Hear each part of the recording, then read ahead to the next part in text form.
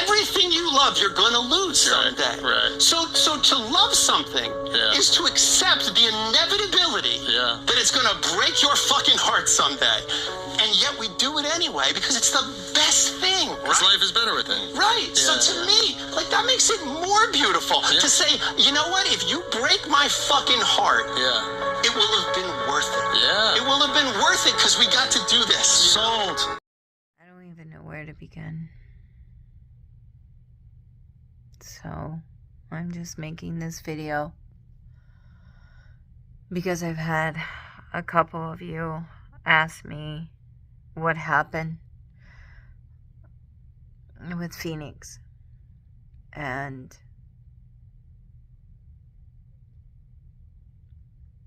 I'm still like trying to process everything that took place. So in August, I had taken Phoenix over to a different animal hospital just because it was getting kind of difficult to get into his main one where he normally goes. And they asked about like how like recently has he had an echo because he has a heart murmur. And it's been a couple years, so we did one. I did the echo, and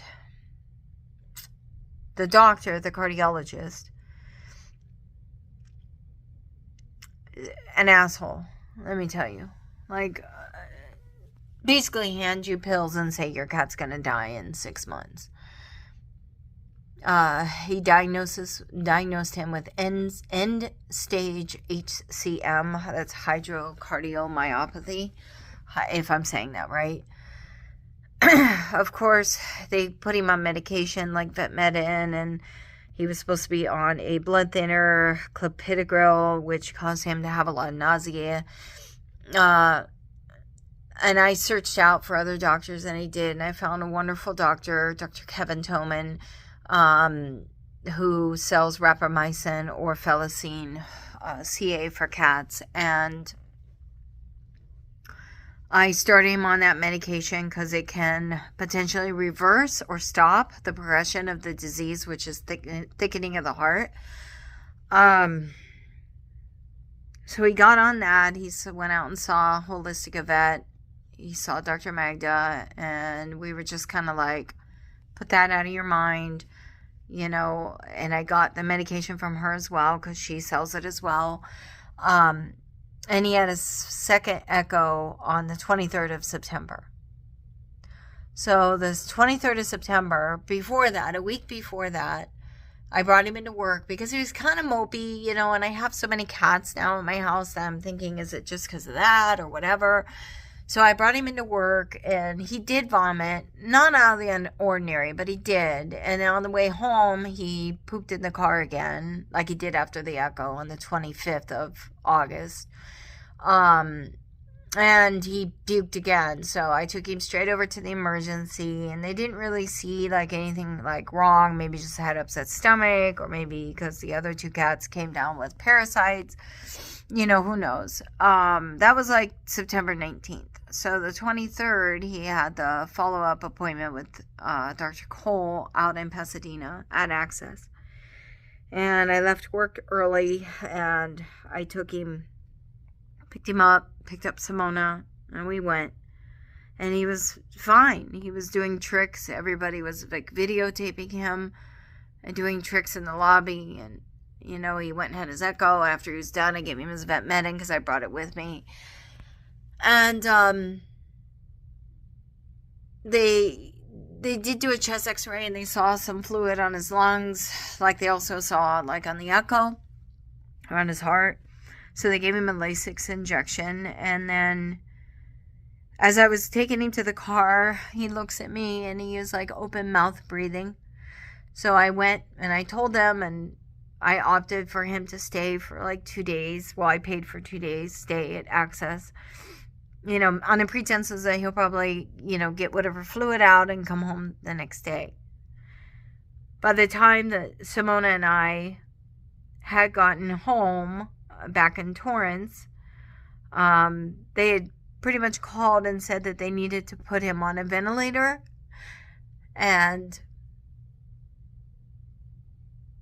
as I was on the phone trying to process all that and freaking out, they said that he went into cardiac arrest. And so everything else is a blur from there. They worked on him for like 10-15 minutes. They couldn't bring him back.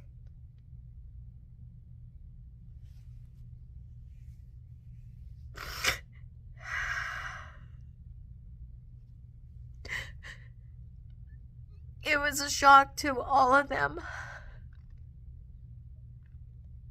All the doctors didn't expect it. It just happened just like that.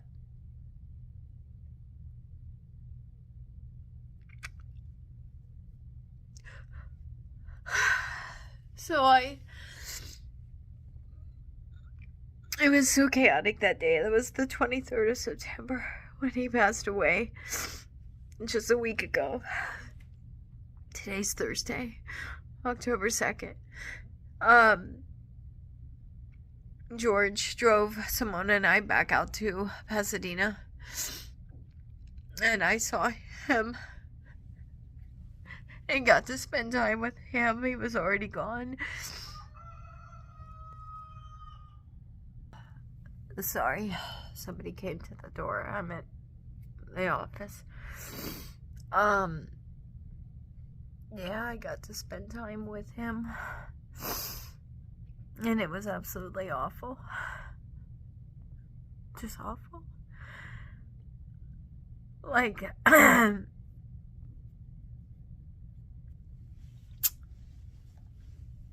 there's no words that I can explain or describe the loss. And so unexpected. This is the first day I actually put makeup on. And as you see, it still doesn't do any good. Like, why bother? Because all I've been doing is crying every day.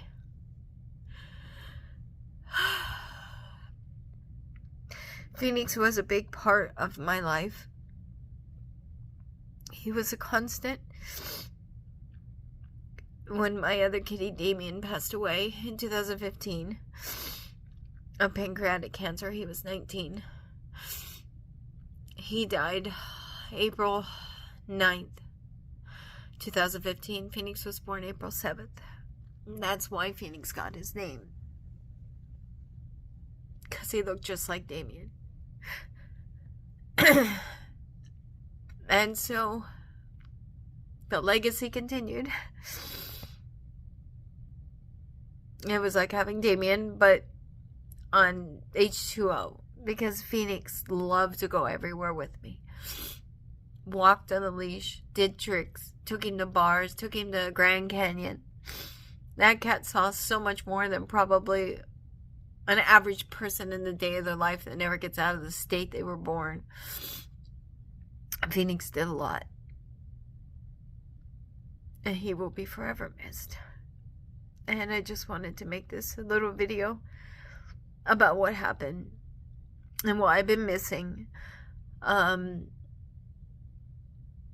Before all this took place, there was drama with the other cats that I have. I have 2 rescues that I rescue from the cupboard, and they had parvo, and that was a whole thing back in June to July. And then Kizzy got sick and got some weird virus and couldn't hardly walk. And it's just been one thing after another for the past couple months with the cats. And now the loss of Phoenix, which was the ultimate.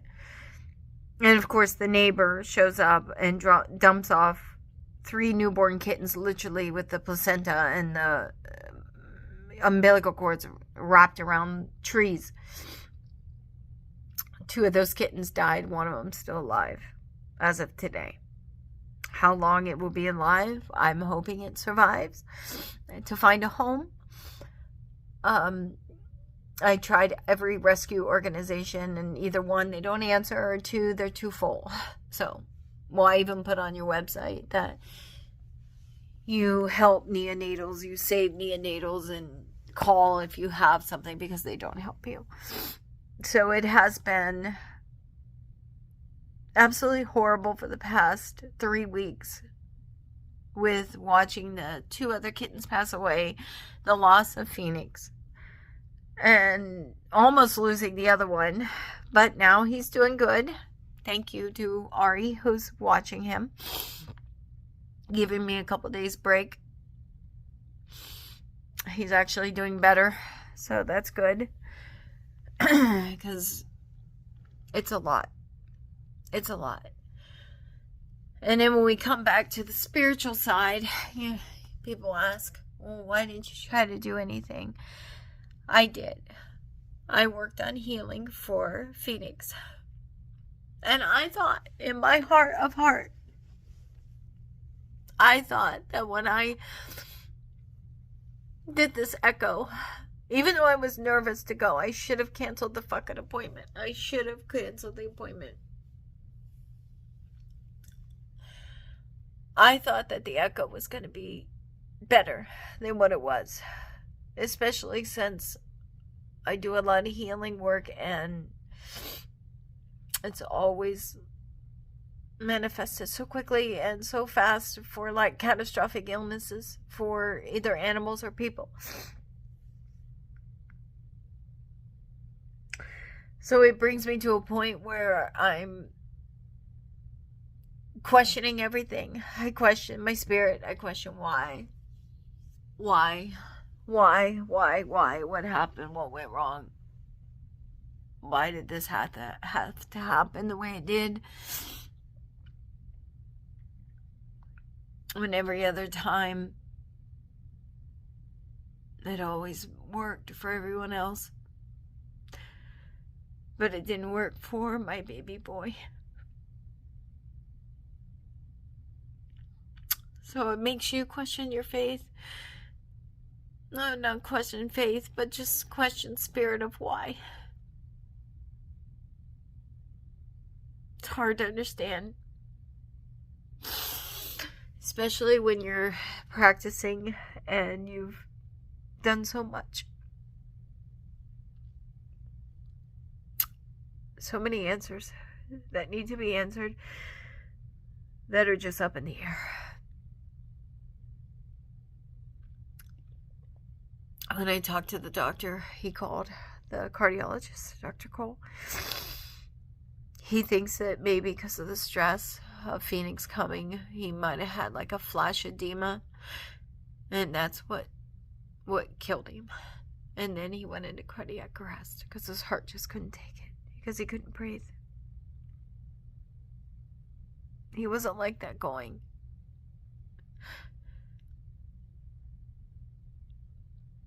Yeah.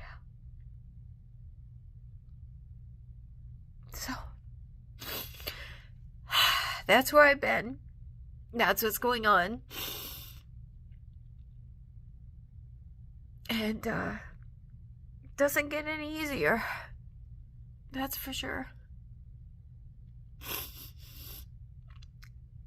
I'm waiting for them to bring his ashes, or to call so I can go pick up his ashes.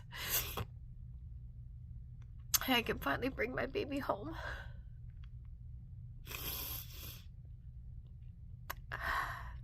Rest.